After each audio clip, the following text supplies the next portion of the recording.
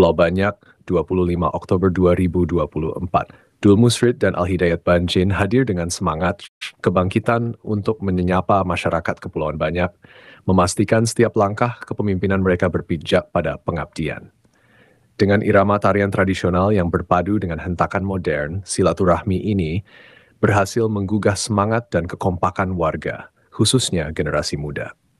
Tim sukses Duha tampil bukan sekadar untuk mencari dukungan, tetapi untuk membuktikan bahwa pemimpin adalah pelayan rakyat yang selalu hadir di tengah masyarakat.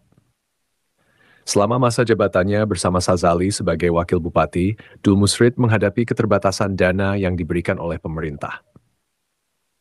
Namun keterbatasan itu tidak menghentikan mereka untuk tetap membangun. Setiap rupiah dari dana pemerintah disalurkan secara transparan melalui program-program nyata, baik dalam bentuk bangunan maupun kegiatan sosial yang bermanfaat. Dul Musrid menegaskan, kalau dana itu tidak dipakai untuk pembangunan, lantas kemana perginya uang itu? Dana pemerintah bukan untuk disimpan atau diabaikan, tetapi untuk diwujudkan menjadi manfaat nyata bagi masyarakat. Bangunan yang dihasilkan dari kepemimpinan Dul Musrid dan Sazali tidak hanya dibangun, tetapi juga digunakan dan dimanfaatkan oleh masyarakat. Tidak ada proyek yang terbengkalai atau sia-sia.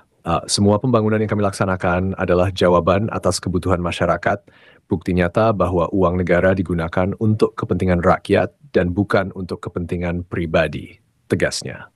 Setiap langkah pembangunan dari perencanaan hingga realisasi selalu didasarkan pada kepentingan rakyat, bukan ambisi pribadi Dul Musrid. Dul Musrid juga dikenal tegas menolak memanfaatkan jabatannya untuk kepentingan pribadi. Ketika ada 2 rumah bantuan untuk orang miskin, ia dengan tegas menolak menempatkannya di tanah pribadinya, meski memiliki peluang untuk itu. Baginya, memanfaatkan bantuan publik untuk kepentingan pribadi adalah dosa besar. Tuhan Maha mengetahui apa yang kita perbuat di dunia. Jika kita berlaku curang, hukumannya akan nyata di dunia maupun di akhirat, ujarnya. Dalam setiap kesempatan, Dul Musrid kerap mengingatkan masyarakat, jangan pernah mengintimidasi, merampas, atau menghakimi hak anak yatim, karena yatim adalah kekasih Tuhan yang harus kita jaga. Memakan harta mereka adalah dosa besar yang tak akan dimaafkan. Harta mereka bukan untuk dirampas, tetapi untuk disantuni dengan kasih dan kebaikan. Dul Musrid dengan rendah hati juga menekankan bahwa ia tidak pernah menganggap dirinya yang paling suci. Saya bukan yang terbaik dan sempurna, tapi setiap hari saya berusaha menjadi lebih baik. Kesempurnaan hanyalah milik Tuhan, ucapnya tulus. Silaturahmi ini menggema sebagai seruan kebangkitan dan ajakan untuk bersama-sama melangkah. Dul Musrid dan Al-Hidayat tetap fokus meraih hati rakyat, meyakini bahwa kemenangan sejati adalah kebahagiaan dan kemajuan masyarakat.